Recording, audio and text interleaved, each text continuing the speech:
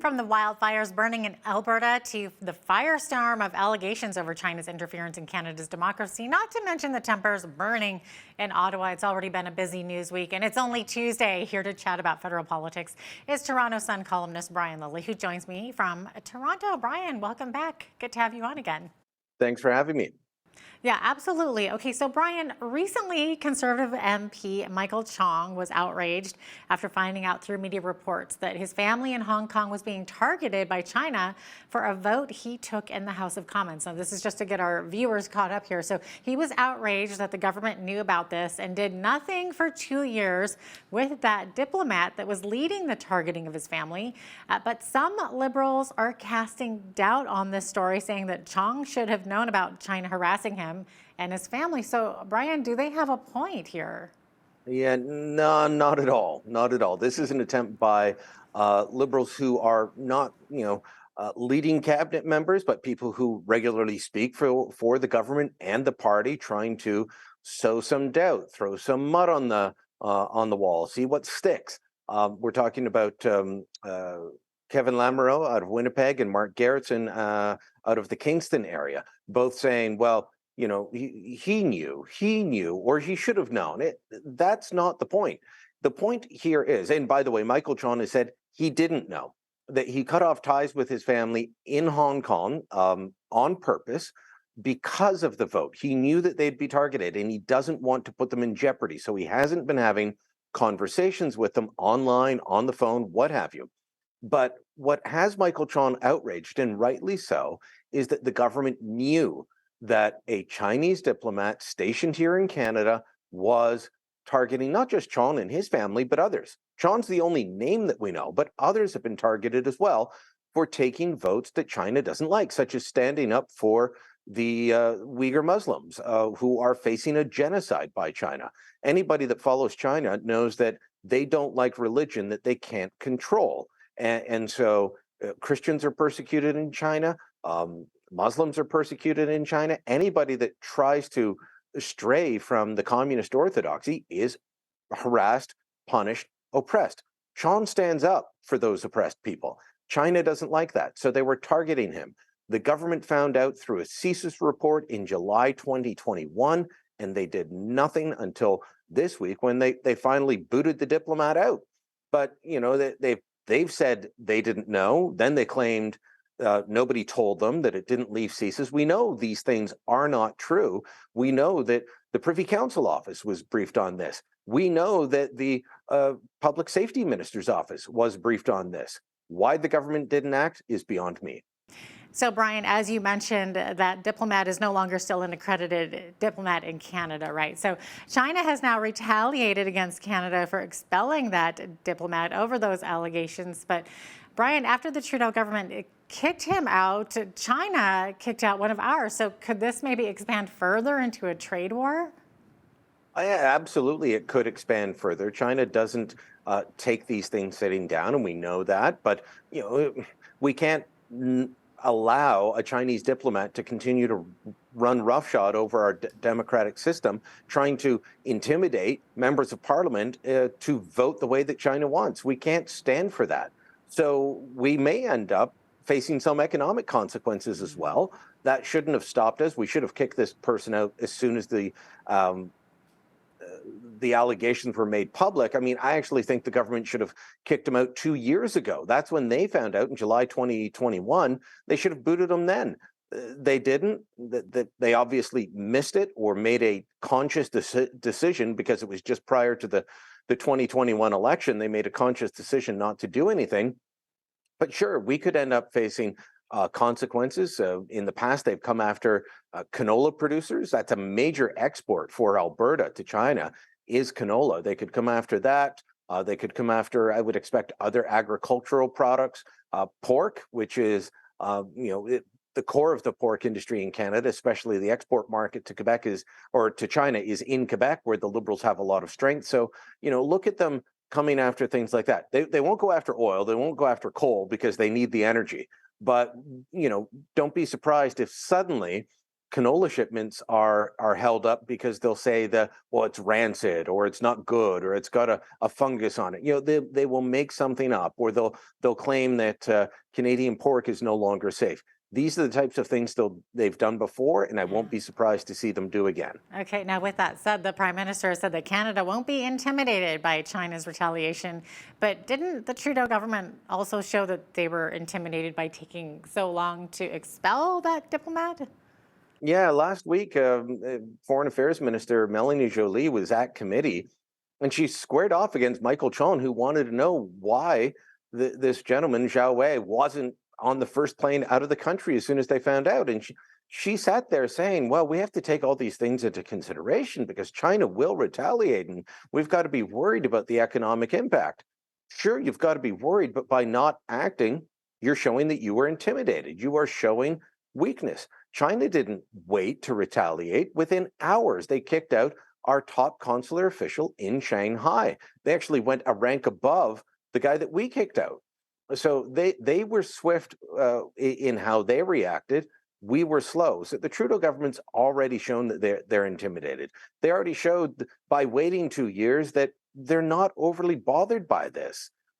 Yeah, it is mind-boggling to me that they've done this, and it either means that everybody in all levels of the federal government, from the bureaucrats to the highly paid political staffers, either they all failed at their job or they did this for political reasons, and that should be unthinkable. But it's no longer unthinkable to believe that they didn't act based on their own partisan considerations.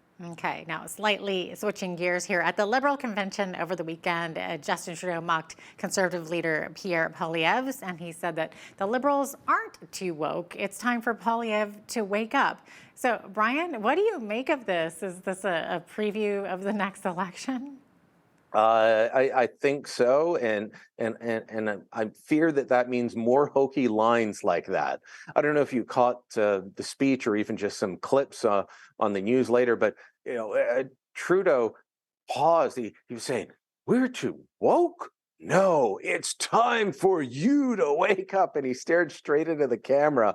It was a bit of over the top drama that he injected into his speech. I normally think that one of Trudeau's strengths is delivering a speech to a crowd like that. That was not the best performance that I've seen him give. But yeah, he seriously wants to take on Pierre Poilievre. He wants a fight with the Conservative leader. And my colleague Warren Kinsella was writing in The Sun recently that Justin Trudeau's despised by an awful lot of Canadians, and that's true. When you look at Trudeau's core base, he's got a core base of support, just over 30%, pretty much the same as the Conservatives have that core base of support. And a growing number of Canadians really don't like Justin Trudeau. And their hope is that, well, they dislike Pierre Poilievre more. And I don't know that that's a winning election strategy. 3 wins in a row is a pretty good record. Maybe Trudeau should have packed it in. He's clearly shown he's not going to, and he's itching for a fight with the Conservative leader.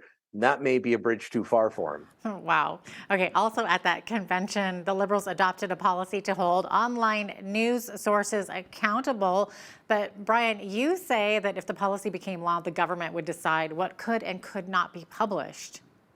Yeah, let me just read the policy off to you. It actually says, request the government explore options to hold online information services accountable for the veracity of material published on their platforms and to limit publication only to material whose sources can be traced. So, look, this is supposed to be about dealing with misinformation or disinformation online, but I have noticed that every media outlet on Parliament Hill has pretty much had some of their people out there saying, this is an attempt by the government to control the news. We can't have that. This is only Liberal Party policy at this point. This is not government policy. It's not been enacted. But this is what the party voted and said, here are our priorities. They only had 15 of these, and this is one of them. Can you imagine trying to report on SNC-Lavalin or the Chinese interference story without people leaking? I mean, it says right there, only material whose sources can be traced. No more leaks. No more documents in brown envelopes being slid under your desk or under your door. No more emails with government documents from hidden accounts and things like that. No more anonymous sources, because if the government can't verify it, you can't publish it. That's not how we operate in a democracy. But this is what the Liberal Party now believes. There are a lot of journalists in the Prime Minister's caucus. He's got at least 3 former journalists in cabinet, with Chrystia Freeland, Marcia Ian, Seamus O'Regan. I hope that to hear them step forward and say, this is not a good idea. We do not support this, because, as I said, the Chinese interference, SNC-Lavalin, the $6,000 a night hotel room, these are all things that the government denied when they came out. Sexual impropriety in the top ranks of the military, they denied that when it came out. These stories all ended up being true. But if this were in place, well, it would have ended before it got started, because the government would have said, no, you can't publish that, or if you do publish it, we're going to punish you. Wow. Okay, Brian, we're going to look to the west for a minute here. Eyes are on Alberta over the weekend and this week with those wildfires. And despite there being an election here in Alberta, Premier Danielle Smith sat down over the weekend with NDP opposition leader Rachel Notley to discuss those wildfires and ask for federal help. So will that help be forthcoming from the Trudeau government? What do you think? Yes, it will. It's impressive to see both leaders in the middle of an election put aside the campaigning for a little bit and deal with the serious issue in a nonpartisan way. So kudos to both of them on that. As far as the help, it will be forthcoming. The province asking officially is part of the process. The federal government, in cases like this, will know that help is needed or that help is likely to be asked for. And so they can start preparing, but they can't do anything until an official request comes in from the province. So that's happened. This is an annual type of request that comes from, if it's not Alberta every year, it's British Columbia or it's Ontario or it's Quebec. But the wildfires, coming early this year and being as strong as they are, the federal help will be there. It'll take a little bit of time, but this is not a request that they're going to or can turn down. But it required the province to ask for it first. Okay, and then one of the things that you've said before, Brian, is that this race will come down to swing voters, especially in Calgary. So have you seen any touchdowns or fumbles yet that could have an impact?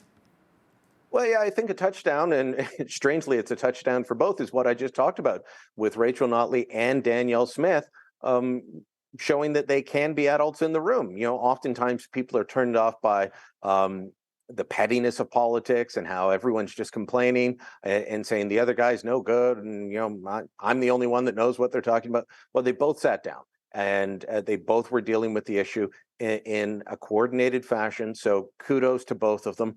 I think the NDP is really trying to play up these comments that Danielle Smith made on a podcast about vaccines and Nazis and poppies. That's something that could definitely be a fumble and could move swing voters. So, if you're already a strong UCP voter, you probably aren't bothered by what she said. If you're an NDP voter, you're outraged. Where you fall as a swing voter, some are going to be okay with what she said. Some will agree, some won't be bothered, and some will say, ooh, I'm not sure I can support that. So that one, probably a bit of a fumble this week, and one that I'm sure Danielle Smith wishes she could take back at this point in the campaign. All right. We had a big ceremony over the weekend, at least across the pond anyway, with the coronation of King Charles. So, Brian, what are you finding? Are Canadians still supporting the monarchy? Are we finding a lot of negativity towards it? What do you think? There was a lot of polling prior to the coronation saying that Canadians don't want to keep the monarchy. I think it was just over 60% said we should drop the monarchy. It's time to move on. You can think that all you want unless we completely reopen the Constitution. That's not going to happen. The constitutional compromise that Pierre Elliott Trudeau negotiated with all the premiers back in the early 1980s, well, it made the Constitution almost impossible to change. And the amending formula is very difficult. And if we open this up, then absolutely everything else gets opened up as well. The monarchy is baked into the Constitution as it is. I don't see that happening. So King Charles it is for now, King Charles III, and eventually it will be King William and in Queen Kate, I guess. So, I don't think the monarchy is going anywhere. It makes for good headlines. It makes for good chatter. It makes for good columns. But this is the system that we have, and it's the system we're going to continue to have for quite some time. And they're going to print new money too, apparently.